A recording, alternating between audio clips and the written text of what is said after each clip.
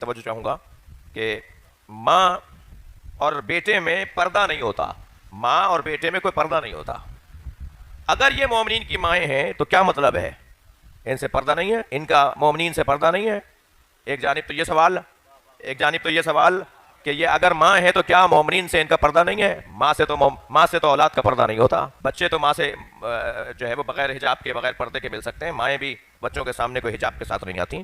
تو کیا ان کے ساتھ بھی حجاب کا مسئلہ ایسا ہی ہے جیسے ماں اور بیٹے میں ہوتا ہے؟ ایسی ہی ماں ہے۔ چلے میں لفظوں کو اور بہتر کرتا ہوں کہ کیا اسی معنی میں ماں ہے یا یہ کس معنی میں ماں ہے؟ نبی کی زوجائیں امت کی مومنین کی مائیں ہیں، اس کا کیا مطلب ہے؟ جہاں ماں کا اولاد کے ساتھ پردہ نہ کرنا، بغیر حجاب کے اولاد کے ساتھ ملنا ماں کے لیے جائز ہے، ٹھیک ہے، تو نبی کی زوجاؤں کا امت کے سامنے آنا کیسا ہے؟ ادھر تو پردے کی میں بات کر رہا ہوں، یہ بہت بڑی بات ہے۔ قرآن تو دوسری آیت میں اسی سورے کی 33ویں آیت میں قرآن نے ارشاد فرمایا، عجیب آیت ہے، وَقَرْنَ فِي بُيُوتِكُنَّ، خبردار گھر سے باہر مت نکلنا۔ یہ نبی کی زوجاؤں سے متعلق گفتگو ہو رہی ہے۔ اچھا آیت اگر اور تھوڑی سی میں روشن کر دوں، یعنی آیت کو مکمل پڑھ لوں، تو آیت کہہ رہی ہے یا نساء النبی، اے نبی کی زوجاؤں۔ اچھا یہاں پھر آپ کی توجہ میرے ساتھ ہے، ترجمہ میں نے نہیں کیا کہ اے نبی کی عورتوں، نساء عورتیں، بعض لوگ کہتے ہیں نا نساء کا مطلب ترجمہ کریں گے کہ عورتیں۔ اچھا کہاں یہ ترجمہ یاد آیا انہیں کہ جب نبی مکرم نے فرمایا کہ انفسنا ابنانا و ابناکم نساءنا و نساءکم، ہم اپنے بیٹے لاتے ہیں، تم اپنے بیٹے لاؤ، اور ہم نے جو ترجمہ کیا وہ ترجمہ کیا کہ ہم اپنی بیٹیاں لاتے ہیں، تم اپنے بیٹے لاؤ، تو کہنے لگے نہیں یہ ترجمہ ٹھیک نہیں ہے، یہ ترجمہ ٹھیک نہیں ہے، ترجمہ تو ہونا چاہیے ہم اپنی عورتیں لاتے ہیں، تم اپنی عورتیں لاؤ۔ بھائی تم ترجمے میں گنجائش نکال کر کیا کر بیٹھو گے؟ میں لفظوں کو اور تولتا، تم کیا کر لو گے؟ جائیں گے تو وہی نا جنہیں نبی لے کے گئے۔ کہنے لگے نبی مکرم نے فرمایا کہ ہم اپنے بیٹے لاتے ہیں، تم اپنے بیٹے لاؤ۔ ایک جانب آپ بولتے ہیں کہ فضائل بہت جمے ہوئے گہرے ہوئے فضائل کے پہلو بیان نہیں ہوتے، آج ممبروں سے جب بیان ہوتے ہیں تو آپ خاموش بیٹھ جاتے ہیں۔ کچھ زیادہ سنگین گفتگو تو مولانا آپ لوگ تو حیدر بھائی توجہ، مولانا کیا ترجمہ کرنا چاہ رہے ہیں؟ ترجمہ یہ کرنا چاہ رہے ہیں کہ نبی مکرم نے فرمایا یہ کہ ابناءنا و ابناکم، ہم اپنے بیٹے لاتے ہیں، تم اپنے بیٹے لاؤ، نساءنا و نساءکم، ہم اپنی عورتیں لاتے ہیں، تم اپنی عورتیں لاؤ۔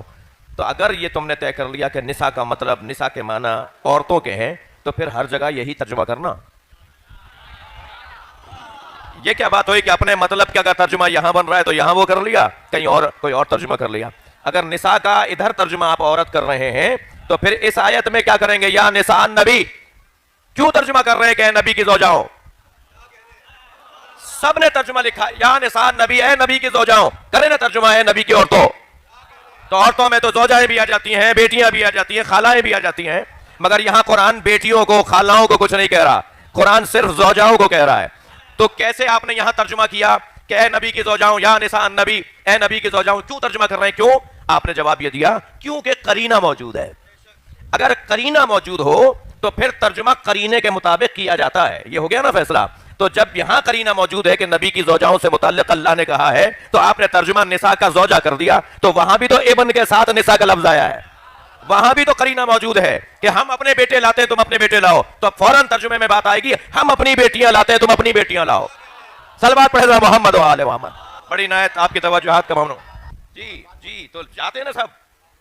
اب ایک اور میں اپنی بات کو مضبوط کرنے کے لیے، اگر ہمیشہ نساء کا ترجمہ عورتیں کرنا ہے تو قرآن کی ایک اور آیت بھی ہے، اور آیت یہ ہے کہ یذبحون ابناءکم ویستحیون نساءکم، وہ تمہارے بیٹوں کو ذبح کرتے ہیں اور بیٹیوں کو چھوڑ دیتے ہیں۔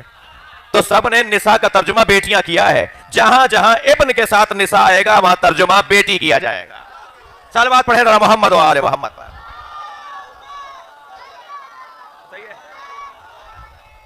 النبی یا نساء النبی، اے نبی کی، اب ترجمہ صحیح ہے، آپ نے بھی یہی ترجمہ کیا، ہم تو کر ہی یہ ترجمہ رہے ہیں کہ قرینے کے مطابق ترجمہ یہ بنے گا کہ اے نبی کی زوجاؤں لستن کاحد من النساء، تم عام عورتوں کی طرح نہیں ہو۔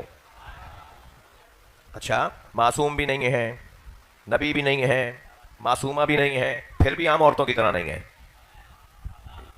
یعنی جو آپ جیسے نظر آئے وہ بھی آپ جیسے نہیں ہے۔ میرا محترم مجمع میرا تھوڑا سا گردن ہلا کے ساتھ دے، اتنا بڑا مجمع یہاں بیٹھا ہے، ہم سب یہاں ایک جیسے ہیں نا، کوئی نبی تھوڑی ہے، کوئی معصوم تو نہیں ہے، اتنا بڑا مجمع جو ہم ایک جیسے بیٹھے ہیں وہی ایک جیسے نہیں ہے، کوئی بھی تو کسی جیسا نہیں ہے۔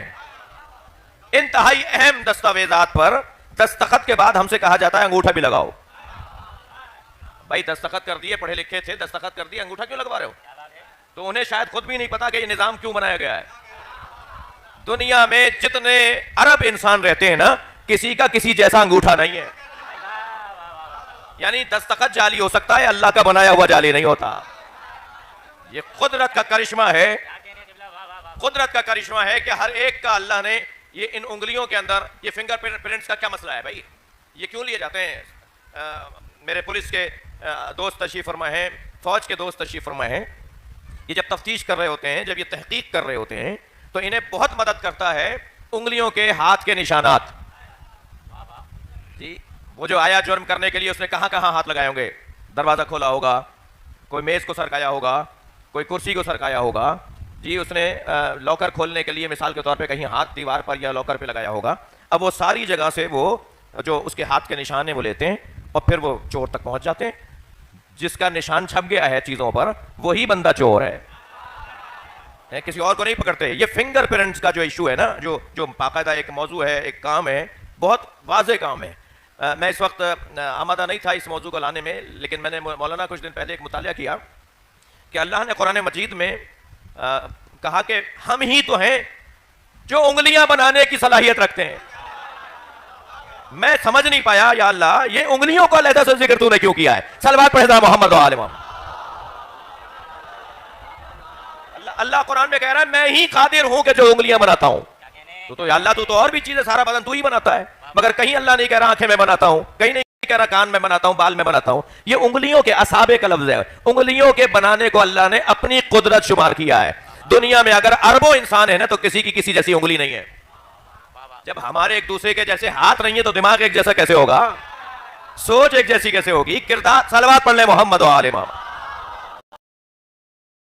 توجہ ہے؟ بات تھوڑی سی اور آگے جائے. یہاں نبی کی زوجائیں کیسے امت کی مائیں ہیں, مومنین کی مائیں ہیں. وہاں تو حکم یہ ہے کہ کرنا فی بیوتکن, خبردار, ولا تبرجنا تبرج الجاہلیت الاولی, خبردار گھروں سے باہر مت نکلنا, خبردار زمانہ جاہلیت کی طرح بند سنور کے باہر نہ آنا.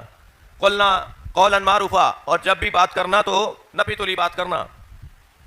جی یہ تو قرآن نبی مکرم کی زوجاؤں کو پردے کا حکم دے رہا ہے. ادھر ماں سے تو پردہ واجب نہیں ہے, ماں کے اوپر واجب ہی نہیں ہے کہ اپنی اولاد سے پردہ کرے. تو عزیزوں, میرے بچوں, میرے جوانوں, میرے بزرگوں, میں اپنا سبق دہرا رہا ہوں, علماء کرام تشریف فرمائے ہیں. یہاں ماں سے مراد صرف اور صرف تعظیم میں ماں, صرف اور صرف تعظیم میں ماں. ان کی تعظیم ہونی ہے, ان کا خیال رکھنا ہے, ان کا احترام کرنا ہے. تحریم النکاح, ان سے نکاح حرام ہے. لیکن سارے احکامات جو ماں کے اولاد کے ساتھ بنتے ہیں وہ نبی کے زوجاؤں کے, مومنین کے ساتھ نہیں بنتے. مگر آیت کچھ اور بھی آگے کہتی نظر آ رہی ہے. آیت یہ کہہ رہی ہے کہ اولو الارحام اولی ببعضہم بعض, اور جو نبی کے رشتہ دار ہیں ان میں بعض سے افضل ہے. تم سب اہل بیت کو برابر کہہ رہے ہو. نقن صاحب نے تو مسئلے کو حل کر دیا بڑے ہی لطیف انداز سے.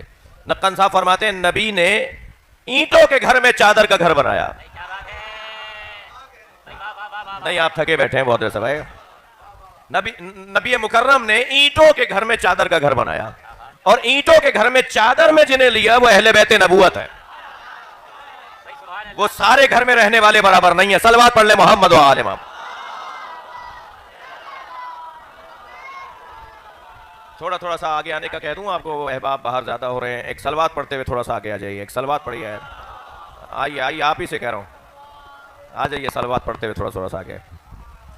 مل کے بولے نعرہ تکبیر. بھائی تھوڑا سا جڑ جائیے, قبلہ فرما رہے ہیں, تھوڑا سا آگے آ جائیے. مل کے نعرہ رسالت, تھوڑا سا بول لیجیے. مل کے نعرہ